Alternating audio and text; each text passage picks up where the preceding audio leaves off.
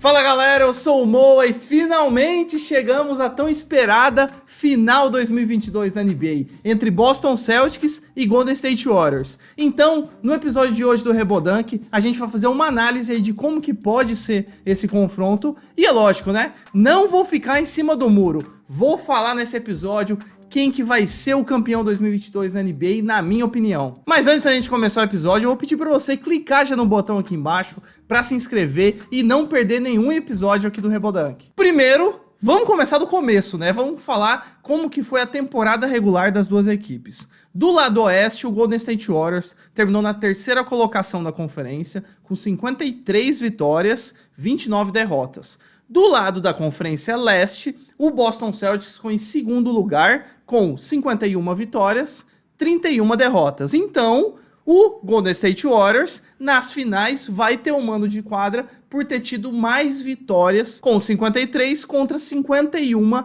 do lado do Boston Celtics. Nessa temporada regular, como que foi o confronto dessas duas equipes? Lembrando, como eles são de conferências diferentes, as equipes de conferências diferentes se enfrentam duas vezes durante a temporada regular. Um na casa de um time e o segundo jogo na casa do outro time. E aconteceu, olha só, que coisa maluca. Aconteceu o contrário. O Golden State Warriors, em dezembro, venceu o jogo contra o Celtics na casa do Celtics. E em março, o Boston Celtics venceu o jogo contra o Warriors na casa do Warriors. Então, olha só o que a gente já pode prever aí para essa final.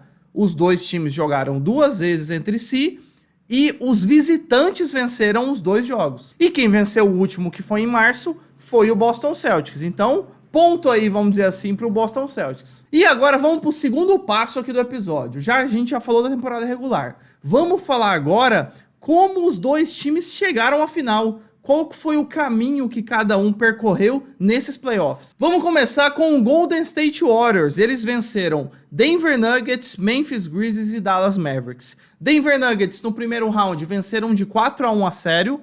Fácil, né? Só o Jokic estava lá para encher o saco do Golden State Warriors. Segunda fase, semifinal de conferência, venceram de 4-2 o Memphis Grizzlies, já sem o Ja Morant, mas o Memphis deu trabalho, viu? Tanto que o Memphis ficou em primeiro do Oeste nessa temporada. Memphis deu trabalho para o Warriors.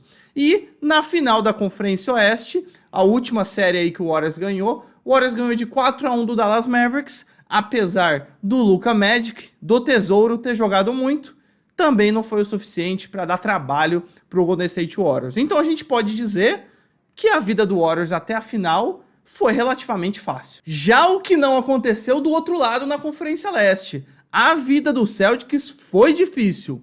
Começou com o primeiro round, eles ganhando do Brooklyn Nets, com uma varrida que ninguém esperava. Eu, por exemplo, no começo dos playoffs, achei que ia para 7 jogos essa série de Nets e Celtics. Mas foi uma varrida de 4-0. E esse jogo, essa série, na verdade, a gente olha e fala, pô, foi 4-0, então foi fácil pra caramba, né? Na real, não foi tão fácil assim. Os jogos foram disputados e foram muito bons. Inclusive, tivemos um game winner aí do Jason Tatum no primeiro jogo. Então, essa série foi 4-0, mas não foi tão fácil quanto parece quando a gente olha só o placar. Depois, na semifinal de conferência, segundo round dos playoffs, o Boston Celtics passou pelo atual campeão. Já pegou o campeão no segundo round, na semifinal de conferência. Milwaukee Bucks. O Celtics ganhou do Bucks de 4-3. Foi para 7 jogos essa série, e essa série foi muito difícil para o Celtics. Depois, o Celtics, que foi a última série que ele jogou a final da Conferência Leste com o nosso... Sou o torcedor do Heat, né, como dá para ver no cenário. Sou o torcedor do Miami, então o Celtics venceu o Miami Heat. Também difícil essa série. Na verdade, até o jogo 6, essa série foi bem chata de assistir. Vocês que assistiram vão concordar comigo. Depois, nos jogos 6 e 7, ficou bem legal. Final do jogo 5, depois 6 e 7, ficou bem legal, bem animada de assistir. Então, uma série difícil para o Celtics de novo. Pô, 7 jogos, novamente, foi decidida no último minuto de jogo. Tava faltando 15 segundos para acabar o jogo, o Celtics estava ganhando só de 2 pontos do jogo 7. Então, série difícil, e agora o Celtics chega na final. Olhando os dois times, Warriors e Celtics, com certeza a vida do Celtics até a final foi muito mais difícil que a trajetória do Warriors até a final da NBA. Agora vamos começar a falar desse confronto, da final. Vamos falar agora dos elencos, os times titulares ali, os jogadores titulares de cada equipe, os seus reservas com mais relevância e os matchups. Quem que vai marcar quem aí nesse time titular nos primeiros jogos? Vamos começar pelo Golden State Warriors. O time titular, com surpresa pra ninguém, né? Obviamente vai ser o Stephen Curry, Klay Thompson, o Wiggins, o Draymond Green e o Looney como pivô. Sem dúvida aí os reservas com maior destaque nesse time do Warriors é o Jordan Poole, que é o reserva com mais relevância, o Porter Jr., o Gary Payton II, que tá voltando agora de lesão, se lesionou na série contra o Memphis e agora tá de volta para essas finais, e o Iguodala, que também se pá vai voltar de lesão aí e vai jogar essas finais pelo Warriors. Agora os titulares do Boston Celtics, né? O Marcus Smart, Jaylen Brown, Jason Tatum, Al Horford e Robert Williams III. Fora isso, os reservas com maior destaque aí são o Peyton Pritchard, Derrick White, o Grant Williams e o Daniel Theis, para substituir aí o Robert Williams como pivô, como center. Agora vamos falar dos matchups aí. O que eu acho, o que eu tô suspeitando aí que vai ser a marcação? Qual jogador vai marcar quem nesses times titulares?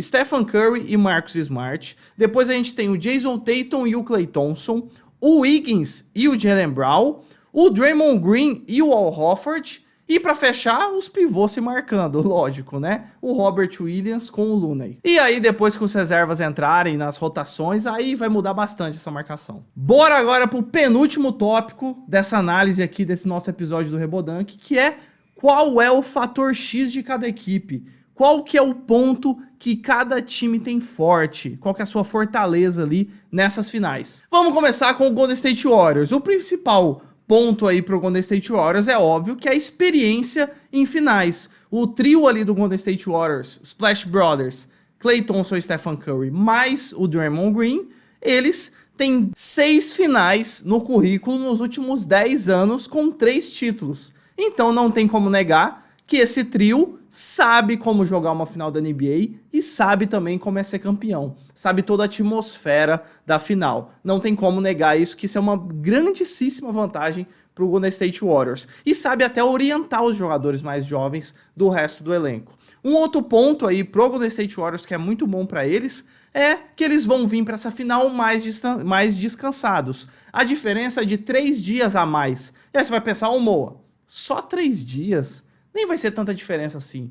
Meu, eles são jogadores da NBA, são jogadores de alta performance. 3 dias é muita coisa para descansar para eles. E o Golden State Warriors vem com esses 3 dias a mais, porque o Warriors ganhou do Dallas em 5 jogos.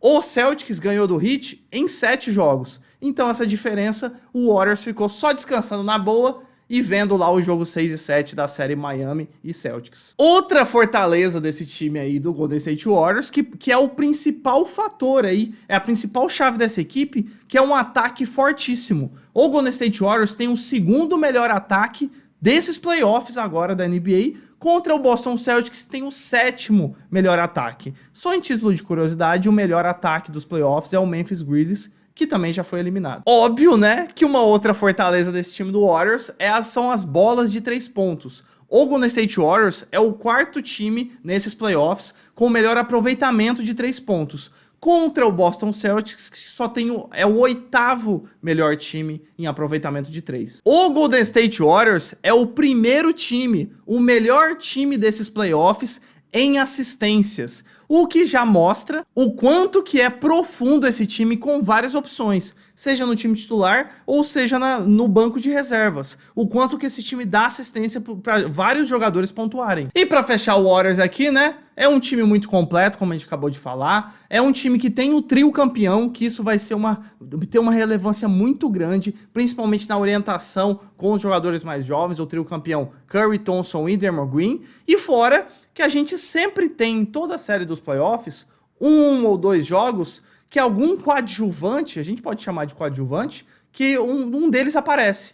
Lembra da série que o Al Horford fez uma pontuação muito alta? Ele foi um coadjuvante lá pro Celtics que apareceu num jogo. Lembra um jogo que o Grant Williams fez um monte de bola de 3 pontos? também foi um coadjuvante que apareceu no jogo. Então o Warriors tem muitos desses jogadores. O Wiggins, que também já apareceu nesses playoffs, o Jordan Poole, o Gary Payton II, mesmo voltando de lesão, o Looney pode aparecer aí em algum jogo, e o próprio Iguodala voltando de lesão. Então o Warriors, além dos seus principais jogadores, tem jogadores que podem, um outro joguinho ali, ter uma pontuação muito alta, fazer muitas cestas de 3 e assim sucessivamente. E bora agora também falar quais que são os pontos positivos, as fortalezas aí desse Boston Celtics. Para começar, se o Golden State Warriors é o time do ataque, o Boston Celtics é o time da defesa, a segunda melhor defesa desses playoffs. O Golden State Warriors só tem a sexta, então uma defesa muito forte desse time do Celtics. Lembrando, só de curiosidade também, a melhor defesa em estatísticas e tudo mais desses playoffs foi do Milwaukee Bucks, que inclusive perdeu pro Celtics, né? Outro ponto positivo pro Celtics e muito positivo é que o Boston Celtics ganhou muito jogo fora de casa nesses playoffs. E por que isso é muito importante? Porque o mando de quadra é do Golden State Warriors. Os 2 primeiros jogos vão ser em São Francisco, na casa do Golden State. E jogar contra um time, no caso o Celtics, que ganha muito jogo fora de casa, ponto muito positivo para esses Celtics. Outro ponto positivo para os Celtics é que eles têm o defensor do ano. Além de serem a segunda melhor defesa dos playoffs, eles têm o jogador com o título de defensor do ano, que é o Marcus Smart. E o Golden State Warriors, nesses playoffs, ainda não enfrentou uma defesa tão forte como a defesa do próprio Boston Celtics. Tanto que a gente falou que a vida, né, a trajetória ali do Golden State Warriors nesses playoffs foi relativamente fácil. Vamos ver como vai ser agora com essa defesa do Celtics. Defesa do Celtics que encheu o saco do Miami. O ataque do Miami não sabia o que fazer em muitos momentos. Sou torcedor do Miami, mas tenho que admitir, em muitos momentos o Miami não conseguia fazer nada no ataque, inclusive levava o cronômetro até os últimos segundos ali, porque não tinha o que criar contra a defesa montada do Celtics fortíssima. E também, assim como o Warriors, o Boston Celtics tem vários jogadores que podem ter aqueles jogos que a gente comentou, um ou outro jogo que um coadjuvante pode ter um jogo bom, como já tiveram nesses playoffs. O Derek White entrou muito bem nos últimos jogos contra o Miami Heat. Teve um jogo que ele até fez 22 pontos na partida. O Al Horford é outro jogador que pode despontar, como já fez nesses playoffs. O Grant Williams é outro jogador que também pode despontar nesses Celtics em um ou outro jogo, como também já fez nesses playoffs. E o Robert Williams também é outro jogador que não é tão falado dele assim, mas também é outro cara que em um ou outro jogo pode mandar muito bem. E pra gente fechar o nosso episódio aqui do Rebodank sobre as finais 2022 da NBA, é lógico que eu vou fechar o episódio falando meu palpite. Quem que eu acho que vai ser o campeão da NBA em 2022? Eu acredito que mesmo com a trajetória mais fácil do Warriors, mais difícil do Boston Celtics, uma defesa muito boa do Celtics, como a gente falou, um ataque muito bom no Golden State Warriors, o Warriors fera nas bolas de 3 pontos, mas o Celtics também é bom na bola de 3 pontos. Eu acredito que a experiência vai contar. Os Splash Brothers ali, o Klay Thompson tá melhorando cada vez mais nesses playoffs.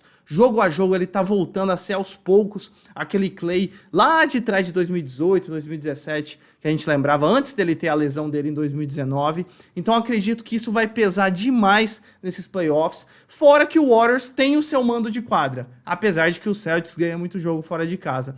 Então eu acredito que a experiência vai contar sim, o Stephen Curry vai jogar demais, vai ser o MVP, finalmente ele vai ganhar um MVP de finais que falta no currículo dele, nesses 3 títulos que ele tem até hoje. Ele ainda não tem um MVP de finais, porque o Iguodala ganhou, e os outros 2, o Kevin Durant, que ganhou em 17 e 18, o Iguodala lá em 2015. Então, pra mim, Golden State Warriors vai ser o campeão 2022 da NBA. E quanto que vai ser? Pra mim vão ser 6 jogos, 4-2 pro Golden State Warriors. Então é isso, galera. Já solta o dedo no like aqui embaixo se você gostou desse episódio. E não se esqueça, né? Clique no botão aqui embaixo também. Se inscreva no Rebodank para não perder nenhum episódio aqui do canal.